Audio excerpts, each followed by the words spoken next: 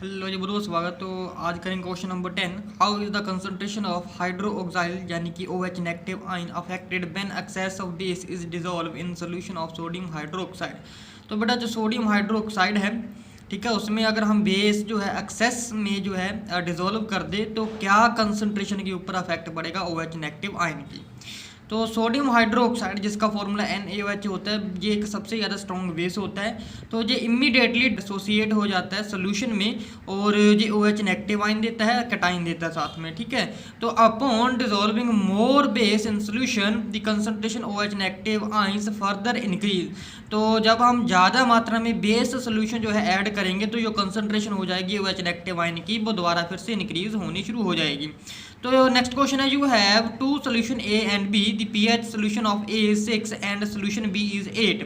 तो दो सोल्यूशन हमारे पास A और B, A का pH है 6, B का है 8। तो which solution has more hydrogen ion concentration, which of these is acidic and one of this base. तो कौन सा उसमें एसिड होगा, कौन सा बेस होगा। तो pH solution is inversely proportional to the concentration of H plus ion in solution.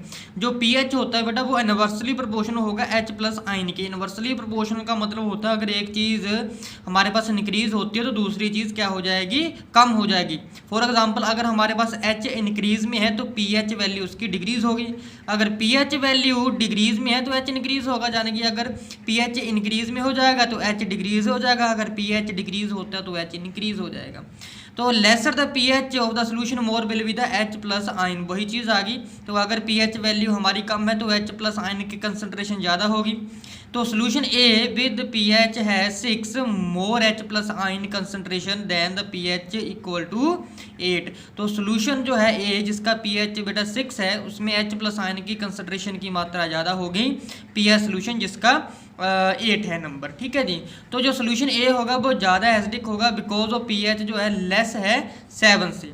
And solution जो B है वो बेसिक होगा बिकॉज ऑफ वो 7 से ज़्यादा है। तो 7 पर तो बेटा न्यूट्रल होता है, अगर 7 से नीचे जाओगे 6, 5, 4 पर तो वो सारे के सारी चीज़ें एसिडिक में होगी, अगर 7 से ऊपर जाओगे तो वो बेसिक में हो जाएगी। नेक्स्ट क्वेश्चन है बेटा, what effect does concentration of H plus ion have on acidic nature of a solution. तो कह रहा है कि क्या इफेक्ट पड़ेगा H प्लस आयन की कंसंट्रेशन के ऊपर एसिडिक नेचर हो अगर सोल्यूशन। तो कह रहा है कि दी acidic nature of solution is directly release the concentration of H plus ion.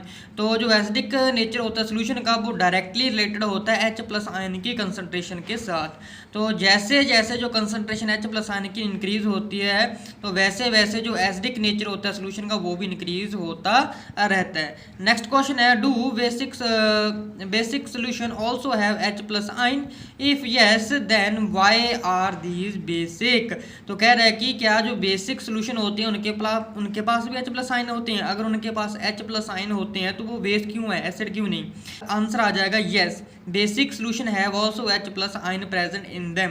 तो बेसिक सोल्यूशन के पास भी H प्लस आयन होते हैं। तो actually the solutions are prepared in water, तो ये वाटर में ही प्रिपेयर किए जाते हैं। तो being a weak electrolyte it dissociate to give H plus ion and OH negative ion. ये वीक इलेक्ट्रोलाइट होने के कारण क्या होता है, डिसोसिएट हो जाता है बेटा H प्लस और OH नेगेटिव आयंस में।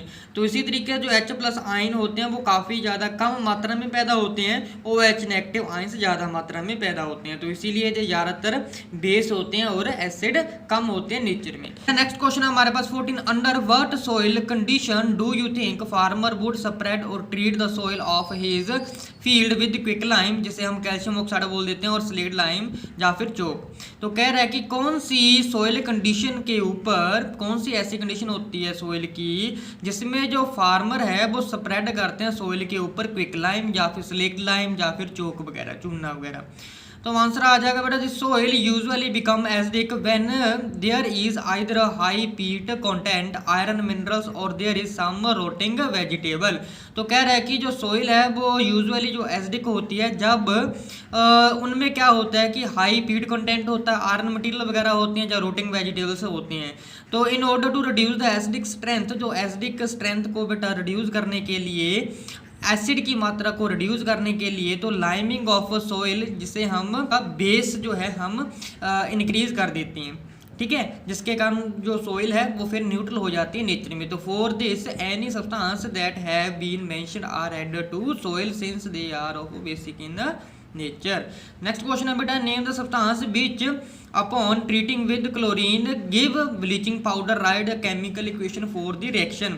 तो कह रहा है कि ऐसा कौन सा सब्सटेंस है जिसे हम ट्रीट करते हैं क्लोरीन के साथ और हमें ब्लीचिंग पाउडर मिलता है, साथ में इसकी केमिकल रिएक्शन बतानी है। तो जो स्लेक्ट लाइम है बेटा वो सब्सटेंस है जो कि क्लोरीन के साथ रिएक्ट करके हमें ब्लीचिंग पाउडर देता है। तो स्लेक्ट लाइम का फॉर्मूला क्या होता है, CaOH2 + Cl। तो हमारे पास ब्लीचिंग पाउडर बन जाएगा और H2O मिल जाएगा। नेक्स्ट क्वेश्चन हमारे पास, name the sodium compound used for softening hard water. तो उस सोडियम कंपाउंड का नाम बताना है जो कि हार्ड वाटर को सॉफ्ट करने में यूज होता है। तो वॉशिंग सोडा या फिर सोडियम कार्बोनेट, ठीक है। तो फॉर्मूला उसका Na2CO3 10H2 होता है। नेक्स्ट क्वेश्चन है, what will happen if the solution of sodium hydrogen carbonate is heated. तो क्या होगा जब हम जो सोल्यूशन है सोडियम हाइड्रोजन कार्बोनेट का गर्म करेंगे, right the chemical equation involve. तो केमिकल इक्वेशन भी लिखनी है। तो कार्बन डाइऑक्साइड जो गैस है वो इवॉल्व होनी शुरू हो जाएगी जब, एंड सोडियम कार्बोनेट जो है वो वहां से लेफ्ट करेगा, यानी कि अलग से निकल जाएगा। तो रिएक्शन आ जाएगी NaHCO3, तो Na2CO3 जो सोडियम कार्बोनेट है अलग निकल जाएगा, कार्बन डाइऑक्साइड अलग रिलीज हो जाएगी और पानी मिलेगा। नेक्स्ट बेटा क्वेश्चन हमारे पास, write the chemical equation for the reaction between plaster of Paris and water. Important question है बेटा। तो प्लास्टर ऑफ पेरिस और पानी के बीच रिएक्शन बतानी है। तो प्लास्टर ऑफ पेरिस का आ जाएगा, इसे हम पानी के साथ रिएक्ट करवाएंगे तो हमें जिप्सम मिलेगा, CaSO4 2H2O।